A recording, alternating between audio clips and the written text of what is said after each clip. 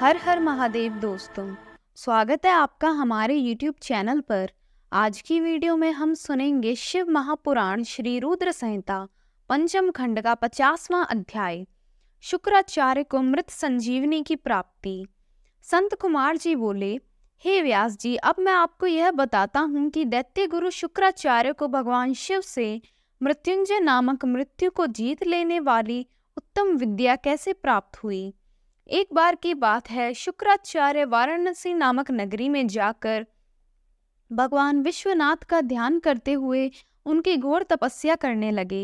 इससे पूर्व उन्होंने वहां भगवान शिव के शिवलिंग की स्थापना की तथा वहां एक रमणीक कुआं भी खुदवाया।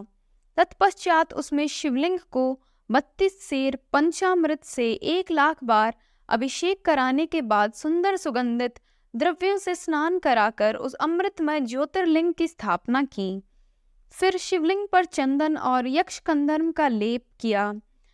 राजचंपक, धतूर, कनेर, कमल, मालती, कर्णिकार, कंदम्ब, मौलसिरी, उत्पल, मल्लिका, शतपत्री, ढाक, सिंधुवार, बंदूक पुष्प, पुनांग, नागकेसर, केसर, नवमल्लिक, रक्तदला, कुंदमोतिया, मंदार, बिल्वपत्र, गुमा, मरुआ, वृक, गंठीवन, दौना, आम के पत्ते, तुलसी, देवजवासा, ब्रह्मपत्री, नांदरुक, अगस्त्य, साल, देवदारू, कचनार, कुर्बक और कुरंतक के फूलों और अनेक प्रकार के पल्लवों से भगवान शिव की विविध पूजा अर्चना की।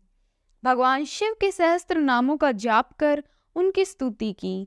इस प्रकार दैत्य गुरु शुक्राचार्य 5000 वर्षों तक अनेक प्रकार एवं विधि विधान से शिवजी का पूजन करते रहे, परंतु जब भगवान शिव फिर भी प्रसन्न न हुए तो शुक्राचार्य ने और घोर तपस्या करने का निश्चय किया। तब उन्होंने इंद्रियों की चंचलता को दूर करने के लिए उसे भावना रूपी जल से प्रक्षालित किया और पुनः शिवजी की घोर तपस्या करने लगे। इस प्रकार 1 सहस्त्र वर्ष बीत गए।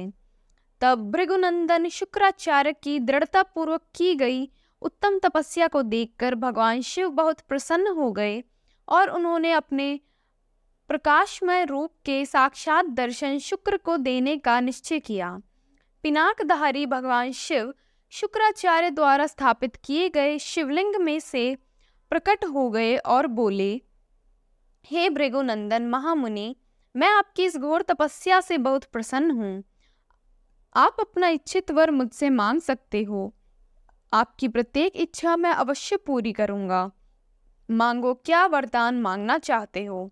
भगवान शिव के इस प्रकार के उत्तम वचनों को सुनकर शुक्राचार्य ने देवादिदेव भगवान शिव को प्रणाम किया और सिर झुकाकर अंजलि बांधकर जय जयकार का उच्चार करते हुए भगवान शिव की बहुत स्तुति की और शिवजी के चरणों में ही लेट गए।